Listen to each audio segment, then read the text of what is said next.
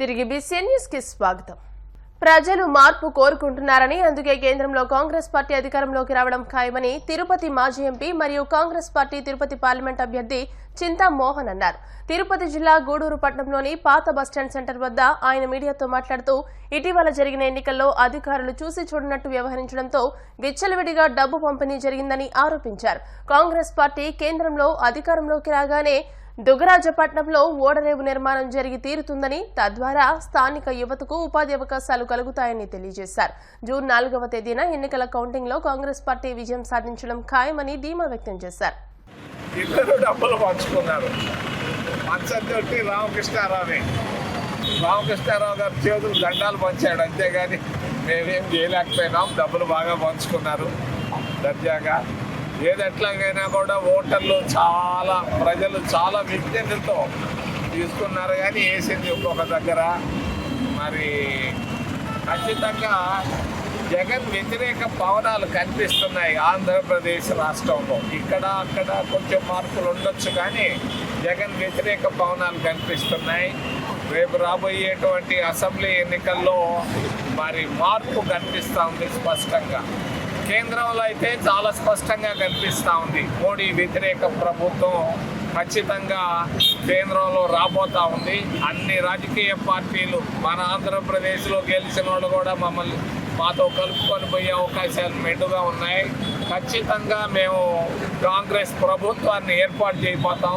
కాంగ్రెస్ తోటి మిగిలిన అన్ని పార్టీలు కలుపుకొని సెక్యులర్ పార్టీలను మేము ప్రభుత్వాన్ని ఏర్పాటు చేయబోతున్నాం. మరి ముఖ్యంగా దుగ్గరాజపట్టణం కాంగ్రెస్ ప్రభుత్వం ఏర్పాటు కాగానే దుగ్గరాజపట్టణ ఓడరేవుకి వీలున్నంత తొందరలో పునాది రాయి వేయిస్తాను, ఎంతమంది అడ్డం వచ్చినా కూడా. ఎందుకనంటే ఈ ప్రాంతం గూడూరు విశాఖపట్నం లాగా తయారు చేయాలన్న ఉద్దేశంతోనే తీసుకురావడం జరిగింది. ఎవరు ఎంతమంది అడ్డం వచ్చినా కూడా దుగ్గరాజపట్నం ఓడరేవుకి పునాది రాయి వేయించి తీరుతామని తెలియజేస్తూ పోలీస్ శాఖ జాగ్రత్తగా ఉండాలి. వాళ్ళు చేయకూడదు ఇటువంటి పనులు. ఐపీఎల్ 17వ సీజన్ ఛాంపియన్ గా కోల్కతా నైట్ రైడర్స్ నిలిచింది. చెన్నై వేదికగా ఆదివారం జరిగిన ఫైనల్ మ్యాచ్ లో శ్రేయస్ అయ్యర్ టీం హైదరాబాద్ ను చిత్తుగా ఓడించింది. 114 పరుగుల లక్ష్యాన్ని కోల్కతా 2 వికెట్లు కోల్పోయి కేవలం 10.3 ఓవర్లలోనే ఛేదించింది. తద్వారా ముచ్చటగా మూడోసారి ఐపీఎల్ కప్ ను ఎగరేసుకుపోయింది. లక్ష్య ఛేదనలో ఓపెనర్ సునీల్ నరైన్ తొందరగా అవుట్ అయిన వెంకటేష్ అయ్యర్ అర్ధశతకంతో విజృంభించాడు. మరో ఓపెనర్ గుర్బాజ్ కూడా రాణించాడు. శ్రేయస్ అయ్యర్ 6 పరుగులతో నాటౌట్ గా నిలిచాడు. హైదరాబాద్ బౌలర్లలో షాబాజ్, కమిన్స్ చెరో వికెట్ తీశారు. అంతకుముందు హైదరాబాద్ 18.3 ఓవర్లలో 113 పరుగులకు ఆలౌట్ అయింది.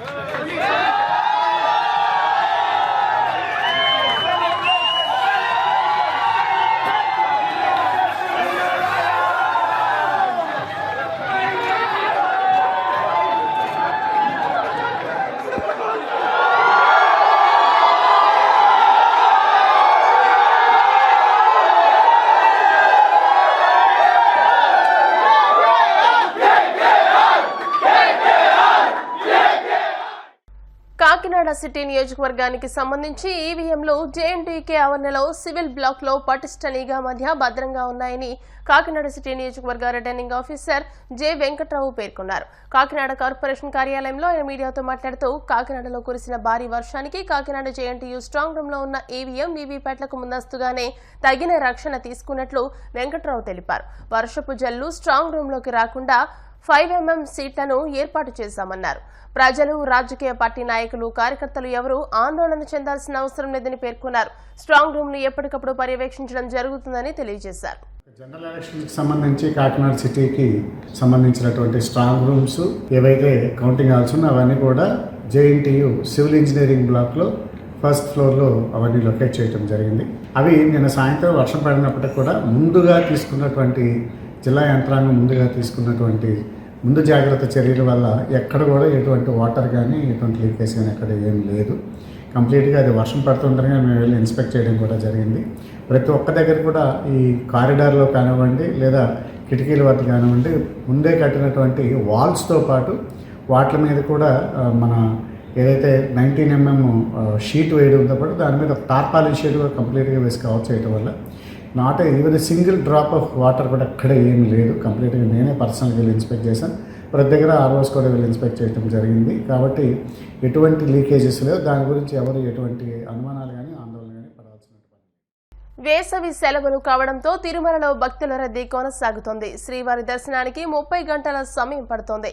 మరోవైపు భక్తులకు అసౌకర్యం కలగకుండా టీటీడీ ఏర్పాట్లలో నిమగ్నమైంది. ఔటర్ రింగ్ రోడ్డు శిలాతోరణం వరకు క్యూలైన్లు కొనసాగుతున్నాయి. గత 10 రోజుల్లో శ్రీవారి మెట్లు, అలిపిరి నడక మార్గాల్లో తిరుమలకు దాదాపు 2.60 లక్షల మంది భక్తులు చేరుకున్నట్లు టీటీడీ ప్రకటించింది. తిరుమలలో భక్తుల రద్దీ ఔటర్ రింగ్ రోడ్డు శిలాతోరణం వరకు క్యూలైన్లు కొనసాగుతున్నాయి. వేసవి సెలవులతో పాటు వారాంతపు రద్దీతో దేశం నలుమూలల నుంచి తిరుమలకు వచ్చిన భక్తులతో తిరుమల పోటెత్తింది. భక్తుల రద్దీ ఉండే ప్రాంతాల్లో ఆహారం అందించేందుకు టీటీడీ ప్రత్యేక ఏర్పాట్లు చేసింది.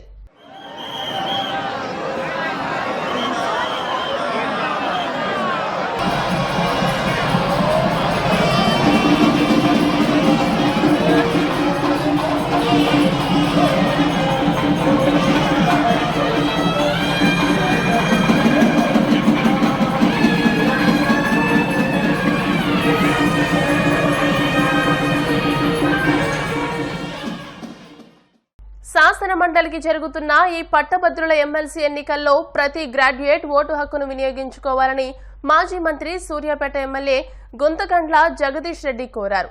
వరంగల్, ఖమ్మం, నల్గొండ పట్టభద్రుల ఎమ్మెల్సీ ఎన్నికల పోలింగ్లో భాగంగా జిల్లా కేంద్రంలోని జూనియర్ కళాశాలలో ఏర్పాటు చేసిన 457వ బూత్లో ఆయన తమ ఓటు హక్కును వినియోగించుకున్నారు. కాగా బూత్లో మొత్తం 673 ఓటర్లు ఉండగా ఎమ్మెల్యే పోలింగ్ ప్రారంభ సమయానికే వచ్చి తొలి ఓటు హక్కును నమోదు చేసుకున్నారు. అనంతరం ఆయన మీడియాతో మాట్లాడుతూ రాజ్యాంగం కల్పించిన ఓటు హక్కును దుర్వినియోగం చేసుకోకుండా వినియోగించాలని కోరారు. గ్రాడ్యుయేట్స్ అయినందున ఆలోచించి ఓటు వేయాలని సూచించారు. ఈ సమయంలో ఆయన వెంట పలువురు ప్రజాప్రతినిధులు, నాయకులు ఉన్నారు. సభ శాసన మండలి పట్టభద్రుల ఎన్నికల్లో ఇవాళ జరుగుతున్న వరంగల్, ఖమ్మం, నల్గొండ నియోజకవర్గాల ఉప ఎన్నికల్లో ఓటు హక్కును వినియోగించుకోవడం జరిగింది. మరి ఓటర్లందరూ కూడా విధిగా వారి ఓటు హక్కును వినియోగించుకోవాలని, ఎందుకంటే ఇది ఒక మంచి అవకాశం. దీని పేరే పట్టభద్రుల శాసన మండలి నియోజకవర్గం కాబట్టి మంచి వ్యక్తుల్ని, సమాజానికి ఉపయోగపడే వ్యక్తుల్ని, మీ అందరి సమస్యల్ని ప్రతిబింబించే వ్యక్తుల్ని ఎన్నుకోవడం అనేది మంచిది. ఎందుకంటే మన పార్లమెంటరీ ప్రజాస్వామ్యంలో ఉన్న గొప్పతనం ఓటు హక్కే. ఓటును వినియోగించుకోవడం అనేది ప్రజాస్వామ్యానికి నిదర్శనం. కాబట్టి ప్రతి ఒక్కరు కూడా గ్రాడ్యుయేట్ మిత్రులై ఓటు నమోదు చేసుకున్న ప్రతి ఒక్కరు కూడా తప్పకుండా విధిగా ఈ పోలింగ్లో పాల్గొనాలి. మీరు దూర ప్రాంతాల్లో ఉన్నప్పటికీ కూడా వచ్చి ఓటు హక్కును వినియోగించుకోండి. మీ సమస్యల్ని శాసన మండలిలో ప్రతిబింబించగలిగిన, మిమ్మల్ని రిప్రజెంట్ చేయగలిగిన అభ్యర్థిని తప్పకుండా ఎన్నుకోండి. ఓటు హక్కుని వినియోగించుకోకపోవడం అంటే అది మనం నష్టం చేసుకున్న వాళ్ళ అవుతాం. కాబట్టి దయచేసి వరంగల్, ఖమ్మం, నల్గొండ జిల్లాల పట్టభద్రులైన ఓటర్గా నమోదు చేసుకున్న మిత్రులందరికీ నా ప్రత్యేక విజ్ఞప్తి. వార్తలు ముగించే ముందు ముఖ్యాంశాలు మరోసారి. ఆదివారం అర్ధరాత్రి బంగ్లాదేశ్, బెంగాల్ సరిహద్దుల్లో తీరం దాటిన రెమాల్. 135 కిలోమీటర్ల వేగంతో భారీ ఈదురుగాలులతో విరుచుకుపడిన తుఫాన్.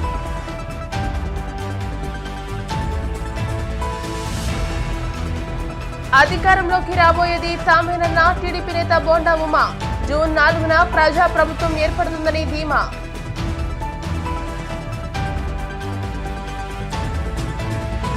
కాకినాడ జేఎన్టీయూలో ఈవీఎంలు భద్రంగా ఉన్నాయన్న రిటర్నింగ్ ఆఫీసర్ వెంకట్రావు. వర్షపు నీరు రాకుండా ప్రత్యేక ఏర్పాట్లు చేసినట్టు స్పష్టం.